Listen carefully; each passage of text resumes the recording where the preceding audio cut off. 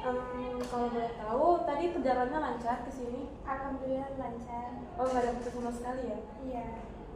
Oke, baik. Udah makan sebelumnya? Alhamdulillah sudah. Sudah, alhamdulillah ya. Kalau boleh tahu nih, kabarnya gimana nih hari ini? Alhamdulillah baik. Alhamdulillah baik, itu sehat ya.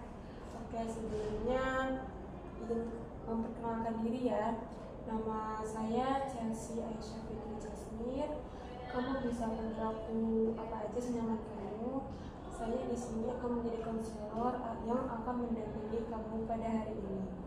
Nah, sebelumnya boleh perkenalkan diri kamu, nama lengkapnya.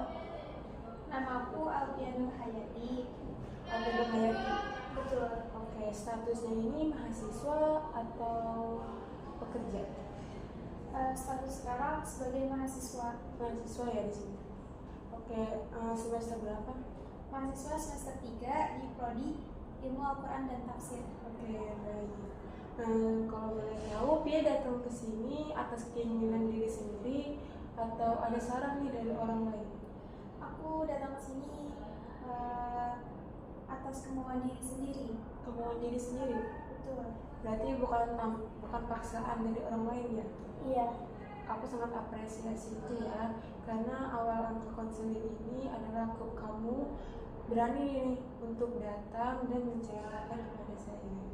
Oke, selanjutnya sebelumnya udah pernah belum melakukan kegiatan konseling seperti ini?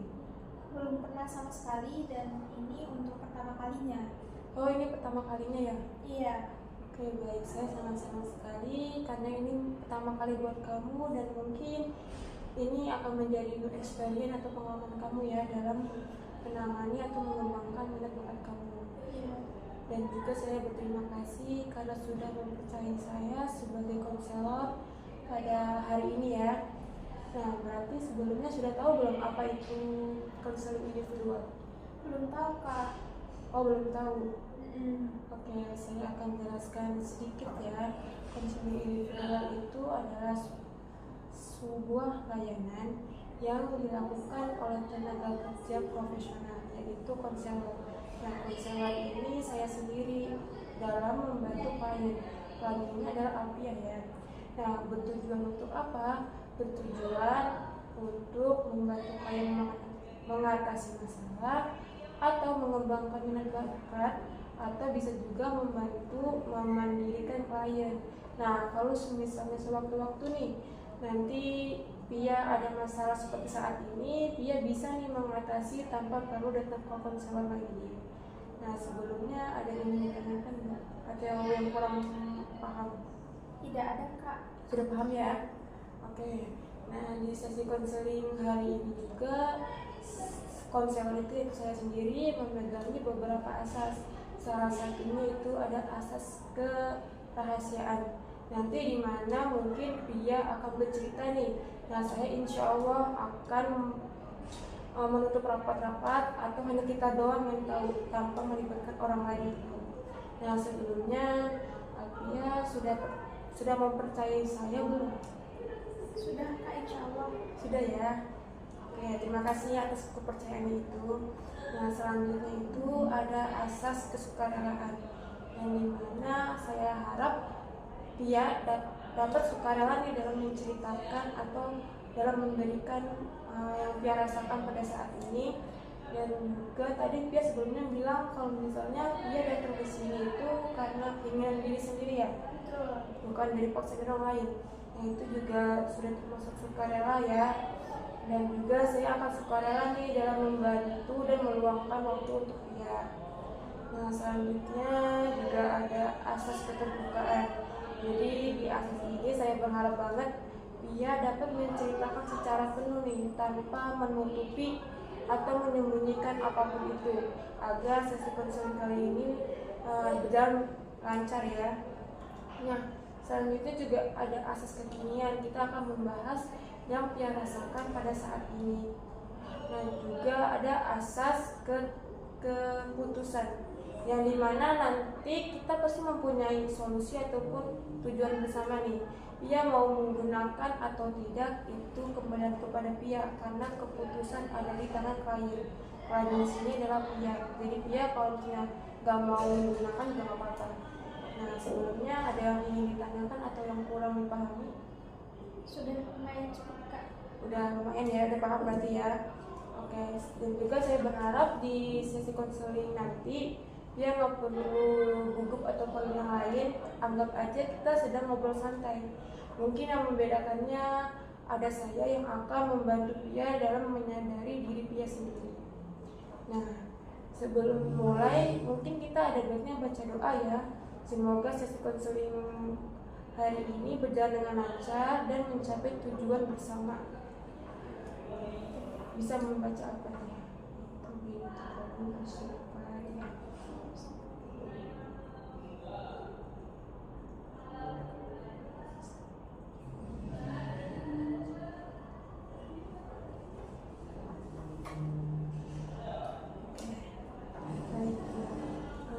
Aku boleh nanya nggak?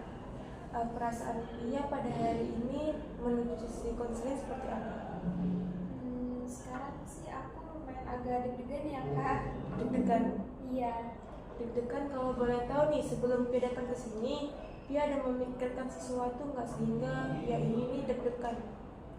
Aku tuh nanti takut lagi sesi konselingnya, aku takut benar tidak lancar. Oh, baik. Santai aja ya Pia, nggak usah pikirin hal-hal yang lain. Kita akan pelan-pelan aja sama Pia aja. Tadi sudah saya jelaskan juga sebelumnya, anggap aja kita ngobrol santai ya. Iya kak, aku coba untuk tenang ya. Oke, relax aja ya. Oke, jadi kedatangan Pia ke sini mau menceritakan tentang apa? Ini kak, aku tuh sulit untuk percaya diri gitu. Sulit untuk percaya diri ketika aku ngomong di depan banyak orang gitu, kayak di depan umum gitu.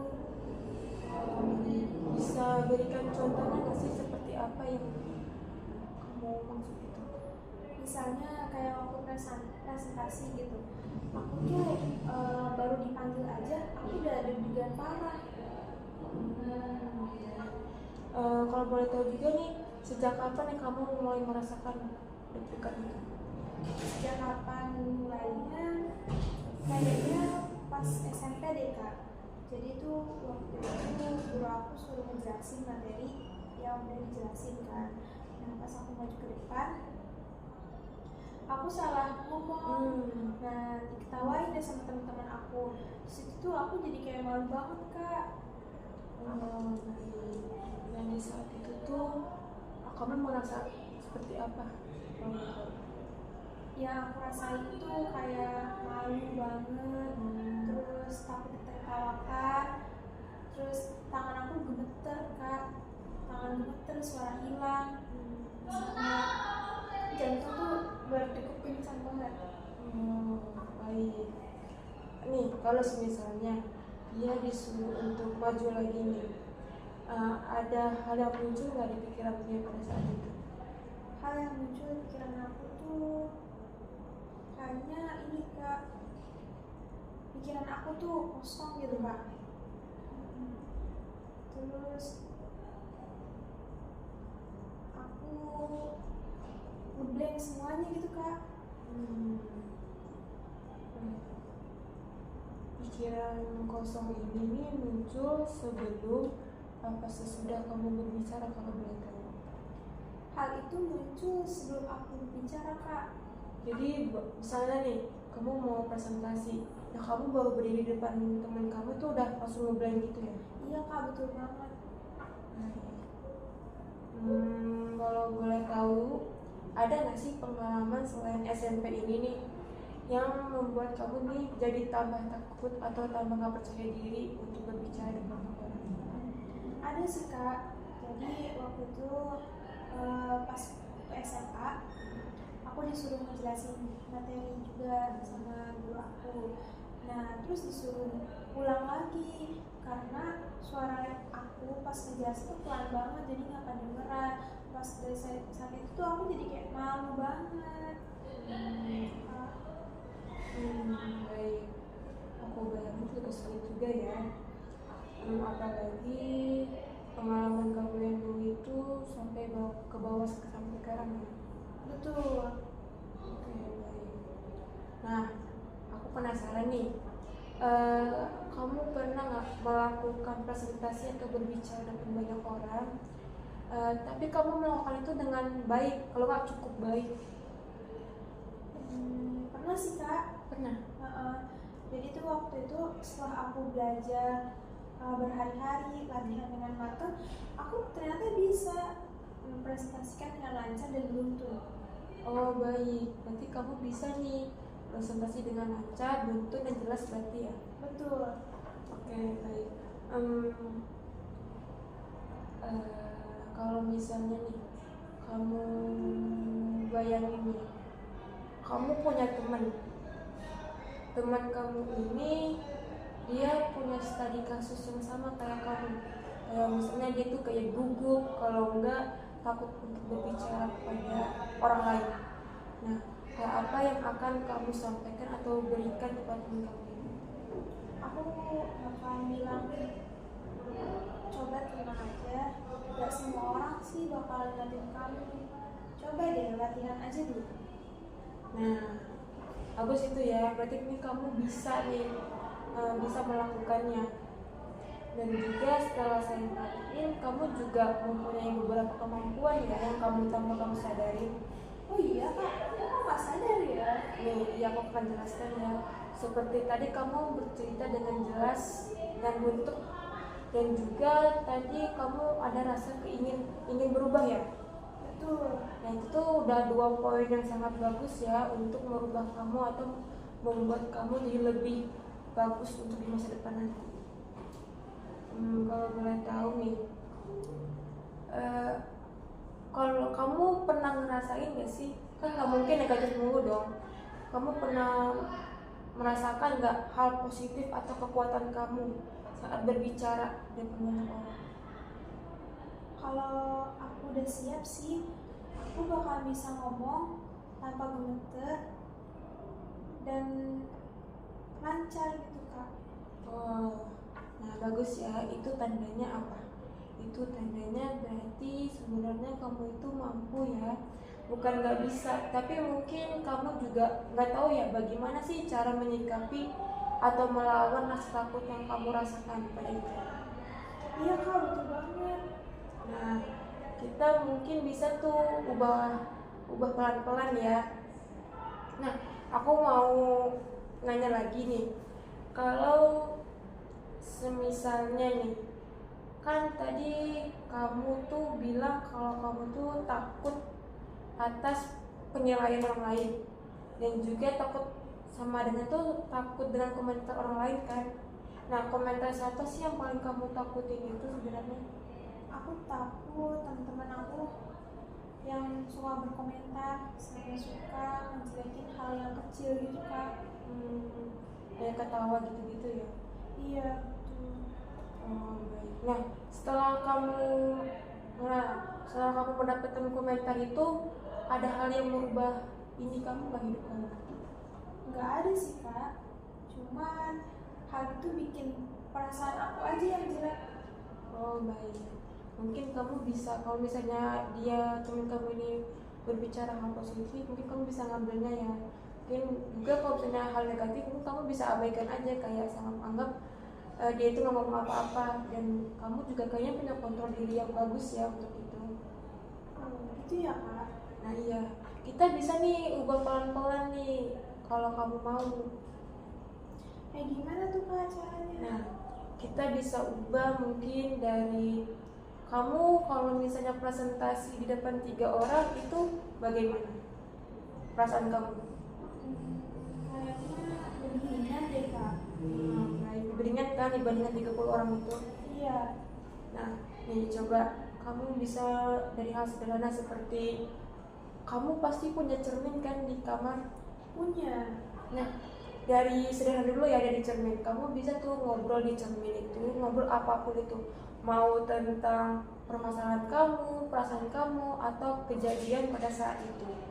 Nah, setelah kamu sudah bisa nih di cermin, kamu ubah nih dari cermin ke HP kamu, bikin rekaman video sama tuh kayak di cermin. Setelah kamu bikin, kamu nonton lagi nih, nonton lagi. Habis itu kamu tulis nih poin apa aja sih yang kamu dapatkan, atau tulis nih hal positif apa yang kamu dapatkan dari cara kamu berbicara itu. Nah setelah itu bisa, kamu bisa nih baru nih kamu berbicara di depan satu orang dulu, satu orang yang mungkin kamu percayai. Satu orang mungkin bisa 2 orang, 3 orang, seterusnya sampai 30 orang gitu. Wah, menantang juga ya kak, tapi kayaknya bisa deh. Tips yang kedua itu kayak step by step gitu ya kak? Nah iya, itu soalnya kita dari hal sederhana dulu, baru tingkatan yang lebih atas lagi. Oh gitu. Kira-kira aku mau nanya nih kak, ada nggak sih orang yang sama kayak apa yang aku alami kayak gini? Nah itu pertanyaan bagus banget ya Pia. Nah pasti ada orang yang sama kayak kamu. Apalagi kalau kamu lihat nih, mau di TikTok, di Instagram atau media sosial, ataupun secara langsung saat kamu melihat teman kamu presentasi, pasti ada yang public speakingnya bagus dong. Nah pasti dulunya juga nggak pas, dia itu juga takut untuk tampil, tapi mungkin karena dia pengen berubah, makanya dia bisa tuh pelan-pelan berubah jadi dia tuh jago public speaking. Wah keren juga ya kak, ternyata aku juga bisa berubah ya. Nah pasti sangat bisa, apalagi dia punya keinginan untuk berubah kan pada saat ini. Iya kak, betul banget. Kira-kira kakak juga ngalamin apa yang aku alami gak sih kak? Nah benar banget, itu pertanyaan bagus ya, termasuk aku. Aku dulu juga waktu sekolah ataupun kuliah pada saat ini, aku juga tuh kayak takut untuk presentasi. Kayak semua tubuh tadi, kayak dia bilangnya gemeter ya, gemeter, tangan gemeter, sama suara juga gemeter. Nah itu aku dulu tuh takut, karena takut dinilai atau diejek teman aku. Nah makanya dari situ aku kayak nggak berani untuk berbicara dengan banyak orang. Tapi setelah aku lihat, aku nggak dapat ejekan, nggak dapat ketawaan, atau nggak dapat hal yang negatif. Dari situ aku mulai mau berubah nih pelan-pelan. Nah kamu juga pasti bisa nih berubah pelan-pelan kalau kamu mau. Wah, ternyata bisa juga ya kak diubah hal kayak gitu. Nah sangat bisa, apalagi tadi hal yang aku sampaikan tuh sederhana banget kan, dan mudah kamu lakukan. Iya kak, kayaknya aku bisa untuk merubah hal-hal yang seperti itu ya kak. Nah sangat bisa. Apakah sebelumnya ada yang ingin kamu tanyakan lagi nggak sebelum sesi konseling? Mungkin sesi konseling ini berakhir. Aku udah lumayan paham kak. Lumayan paham, nggak ada lagi yang kamu ingin tambahkan? Tidak ada. Oke. Sebelum sesi konseling kali ini berakhir, ada nggak hal positif yang kamu dapatkan dari sesi konseling ini? Hal yang aku dapatkan dari sesi konseling hari ini, aku mendapatkan banyak rasa percaya diri dari sesi konseling ini, dan aku mendapatkan tips-tips untuk mengatasi kesulitan yang aku alami. Dan ternyata setelah aku berpikir, aku tuh tidak seburuk apa yang aku pikirkan selama ini, Kak. Oke, baik. Berarti kamu paham dengan diri kamu sendiri ya. Iya betul. Nah, setelah kamu tadi bercerita itu, perasaan kamu setelah bercerita itu apa? Setelah aku cerita sama kakak, aku merasa perasaan aku tuh menjadi plong, lega gitu, Kak. Baik. Nah, aku mau nanya lagi nih. Kan tadi kan kita udah melakukan sesi konseling tadi kan. Nah, apa yang akan kamu lakukan setelah sesi konseling ini? Aku mau coba tips-tips dari kakak. Yang pertama tuh kayak buat bicara dulu di depan cermin. Terus setelah aku sudah terbiasa untuk berbicara di depan cermin, aku mau coba untuk buat video singkat yang nantinya aku akan review kembali video tersebut. Nah, kalau misalnya aku udah bisa di tahap yang itu, aku mau coba untuk berbicara di depan orang-orang, tidaknya sedikit-sedikit dulu. Nah, bagus itu. Berarti dia paham banget ya dengan apa yang aku sampaikan tadi. Oke, mungkin kalau misalnya dia nggak ada pertanyaan lagi, kita akhirin aja kali ya. Nah, sebelumnya saya terima kasih banyak ya atas dia memberikan ruang buat saya, memberikan pengalaman dia kepada saya atau bercerita secara penuh dan juga tanpa menyembunyikan apapun itu kan. Dan juga saya berterima kasih juga karena sudah meluangkan waktu dan menjadikan saya konselor pertama Pia pada hari ini. Dan mungkin juga saya minta maaf banget ya kalau selama di konseling hari ini ada yang kurang jelas atau ada yang kurang dimengerti. Saya mohon maaf ya Pia sebelumnya. Iya Kak. Oke, baik. Nah, kalau misalnya Pia ingin melakukan pertemuan lagi, kita bisa nih mengadakan pertemuan di minggu depan. Mungkin bisa membahas tentang pengalaman Pia setelah ini atau membahas tentang yang tips yang kita rencanain dari awal itu tentang cermin dan lain sebagainya. Kalau Pia mau. Baik Kak, siap. Nanti kita ketemu lagi. Oke, ntar berkabar aja ya Pia. Oke, sebelumnya terima kasih ya. Dan juga mungkin sebelum penutupan ini kita membaca doa hamdalah kali ya. Membaca hamdalah agar setelah Pia datang ke sini Pia mendapatkan perubahan atau mendapatkan rahmat. Oke, mungkin kita bisa baca hamdalahnya. Alhamdulillahirabbil alamin. Oke, Pia terima kasih banyak sebelumnya dan sampai nanti kalau di pertemuan minggu depan dan pulangnya hati-hati ya. Ya Kak, baik. Sampai nanti lagi Kak. Oke, terima kasih.